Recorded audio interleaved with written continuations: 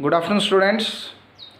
Today we discuss the last topic or the concept of chapter 4, that relations between India and China. As we know, both these countries are the growing countries of this world and the part of Asia continent. China is our neighboring country which share its land boundary with us.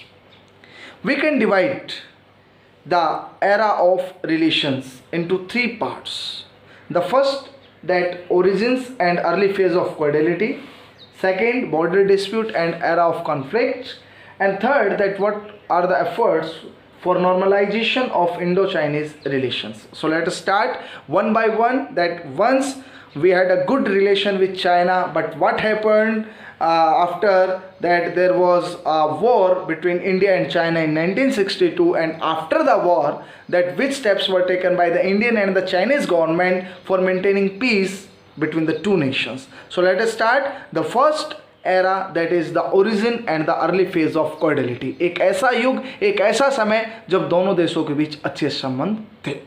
India and China are the two Asian giants who share a huge border covering over 4,000 km and a relationship that goes back to 5,000 years ago. Bharat और चीन का संबंध 5,000 सालों से भी ज़्यादा पुराना है और भारत और चीन की सीमा 4,000 किलोमीटर से भी ज़्यादा आपस में क्या लगती है.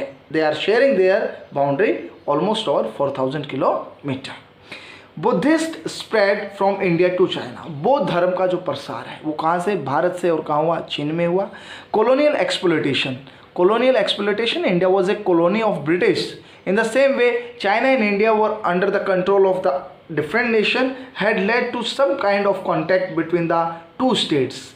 Chinese leader Chiang Kai-shek had spotted the cause of India freedom. चीन के जो एक बहुत बड़े नेता चियांग काई शेक थे, उन्होंने भारत के स्वतंत्रता को क्या किया था? स्वतंत्रता आंदोलन को समर्थन दिया था. After independence, relations started on a note of cordiality. India got independence in 1947, and after that there was a era of cordiality began because in 1949 India was among the foremost countries to recognize communist China. क्योंकि भारत उन देशों में से था जिन्होंने सबसे पहले communist China को क्या दी थी? मान्यता दी थी या उन्हें अपना समर्थन दिया था. Both the countries signed the document of Panchshil Agreement, which was signed between the Indian Prime Minister Pandit Jawaharlal Nehru and the Chinese Premier Chiang Kai-shek on 29th of April 1954. Panchsheel समझौता पंडित जवाहरलाल नेहरू और चाउ एन लाई के बीच में हुआ, जिसके अंदर बहुत से principles थे, सिद्धांत थे. मेजर 5 प्रिंसिपल्स थे कि एक दूसरे पर कभी आक्रमण नहीं करेंगे, always respect the territorial boundary of the two nations and never interfere in the internal matters of countries. So these were the principles which were signed between India and China. एक बार the first home minister of India हमारे सरदार वल्लभ भाई पटेल ने जवाहरलाल नेहरू से कहा कि चीन हमारा भविष्य शत्रु होगा. इस पर नेहरू जी का रिप्लाई आया कि what A stupidity that you talk. क्या मूर्खतापूर्ण बात कर रहे हो कि चीन हमारा भविष्य शत्रु होगा. I never believe it. मैं कभी इस पर विश्वास नहीं कर सकता. And the bitter fact that in 1962 when China invaded India, that was the blunder mistake done by the Congress party and the Pandit Jawaharlal Nehru, because they never believed that China would invade over India. उन्हें कभी विश्वास था ही नहीं कि भारत पर चीन आक्रमण भी कर सकता है. That was the failure of foreign policy of India and failure of Pandit Jawaharlal Nehru.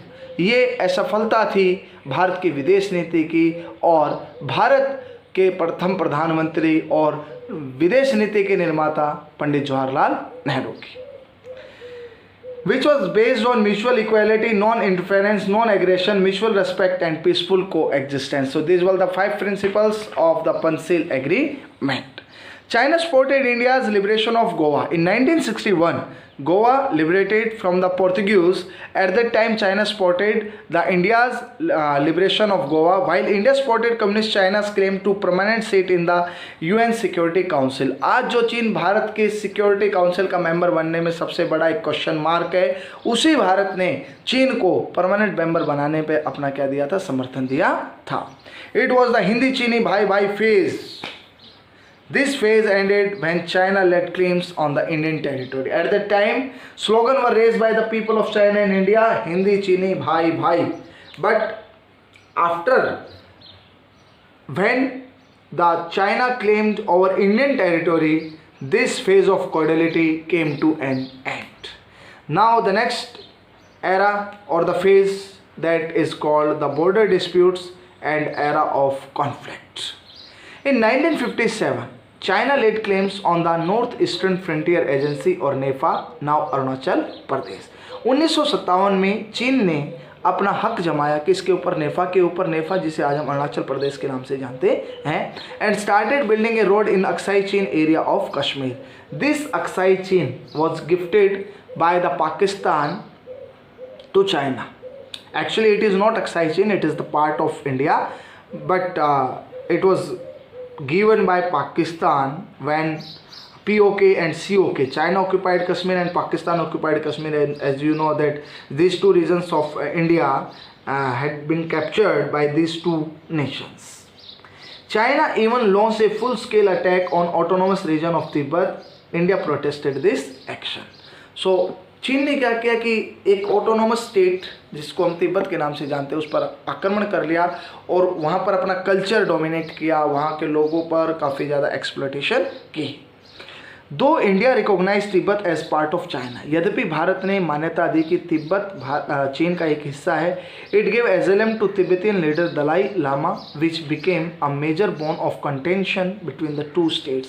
इन 1959 दलाई लामा ने भारत से शरण मांगी, राजनीतिक शरण मांगी, और भारत ने उस शरण को क्या कर लिया था, स्वीकार कर लिया था. That's was the major reason behind the war between India and China in 1962. तो दलाई लामा जो आज हिमाचल प्रदेश के अंदर रह रहे हैं, ये शरणार्थी हैं जो भारत के अंदर रह रहे हैं. 1959 में तिब्बत से भागकर उन्होंने भारत में शरण ली थी और ये एक सबसे बड़ा कारण बना था भारत और चीन के जो अच्छे रिलेशंस थे उनको ख़राब करने का.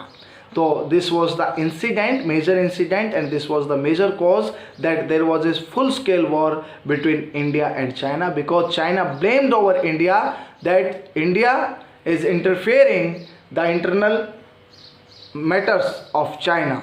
That was the reason that there was a war between India and China.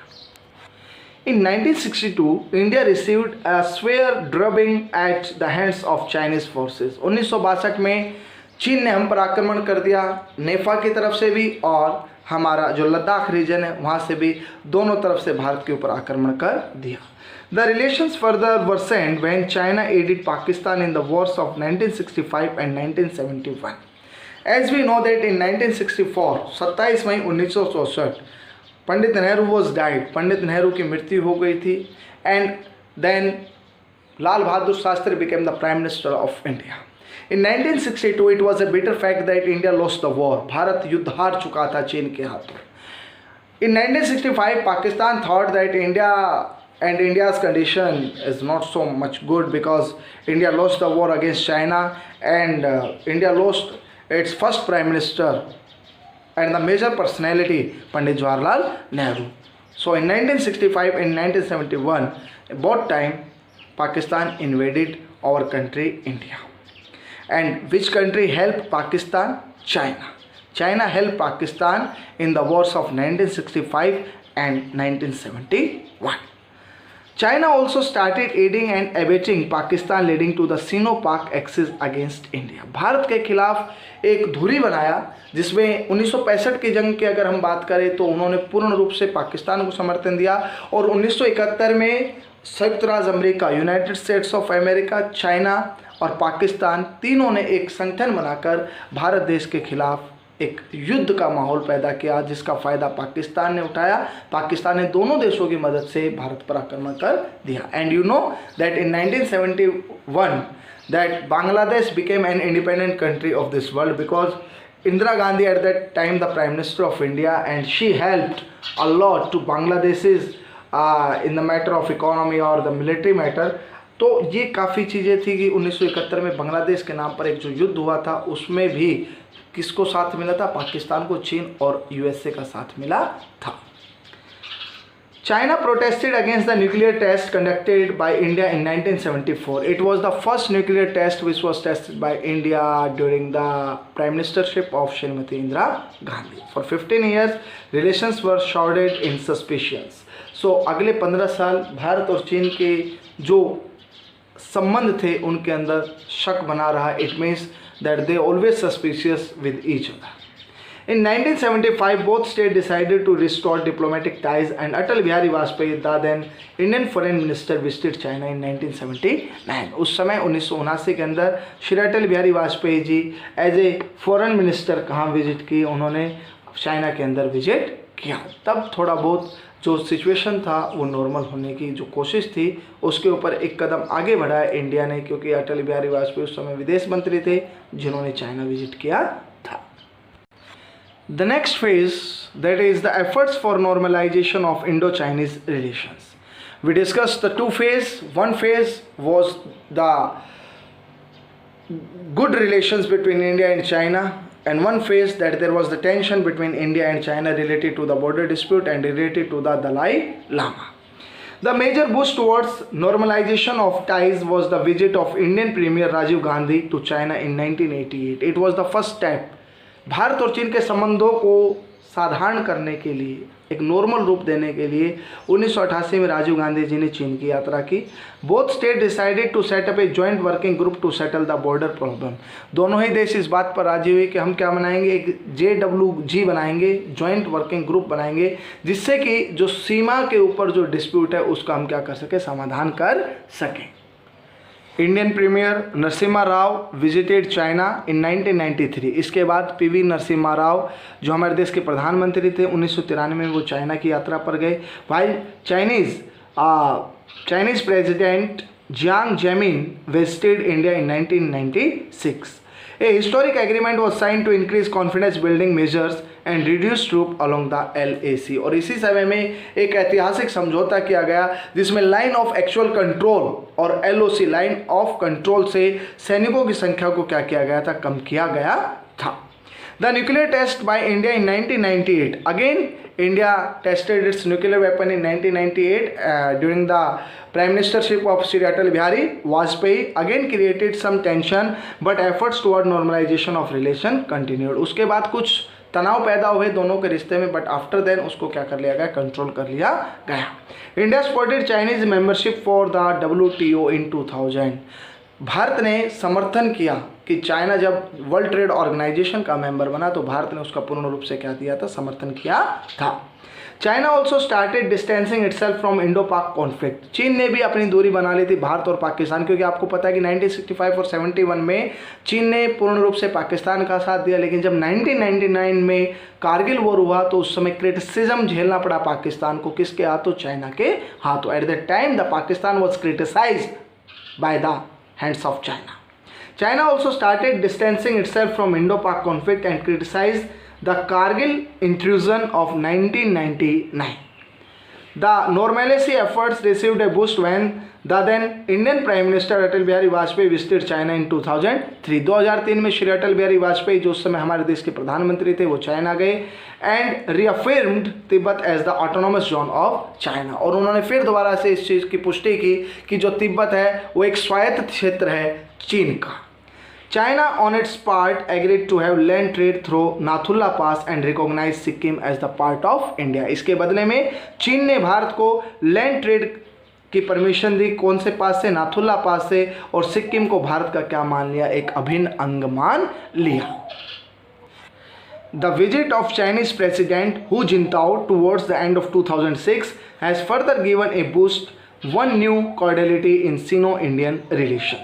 Who जिनताओ जो 2006 में भारत में आए, एक बार फिर भारत और चीन के अच्छे रिश्तों की शुरुआत हुई। The close proximity of China and Pakistan and China claims on Arunachal Pradesh and parts of Ladakh have again put a question mark on the Sino-Indian relations. As we know that China always claimed over the two territory of India, that is Nepha, Arunachal Pradesh and Aksai Chin. So it is the matter of dispute between India and China, and always Pakistan is spotted by China in the Security Council and in the United Nations. Pakistan को हमेशा समर्थन मिला है चीन का। जब Bharat permanent member बनने जा रहा था, 6th परमानेंट मेंबर बनने जा रहा था, तो चीन ने ही इसके बीच में अपनी टांग अड़ाई थी। It means that China against of India to become the permanent member और the 6th member of Security Council. The visit of Chinese President Xi Jinping towards the month of September 2014 has further given a boost to new cordiality in the Sino-Indian relations. Xi Jinping Bharat कब आए? 2014 में आए। ये एक वो समय था कि जब भारत और चीन के जो बीच रिश्ते थे वो एक नए अध्याय की क्या हुई थी, शुरुआत हुई थी। But my dear students, we never believe on China. हम कभी भी चीन पर विश्वास नहीं कर सकते हैं, because recently an incident took place in the Galwan Valley of Ladakh when our 20 soldiers, you know that हमारे 20 जवान शहीद हो गए थे by the hands of Chinese, because you know that China is a cheater country. चीन एक धोखेबाज देश है, and you know that which steps are taken by the Indian government against China, that 59 apps and all the contracts which signed by the Indian government or the Indian people with China all are cancelled. So it shows that still there is need to be improved the relations between India and China, because at present also there is a dispute, border dispute, epidemic dispute. Yes, mostly countries they blamed China to spread out the COVID-19. That's the reason that still the condition or the relation between India and China are not normal. My dear students, this chapter has been completed, and next we start our 5th chapter, that is the contemporary South Asia. Thank you and have a nice day.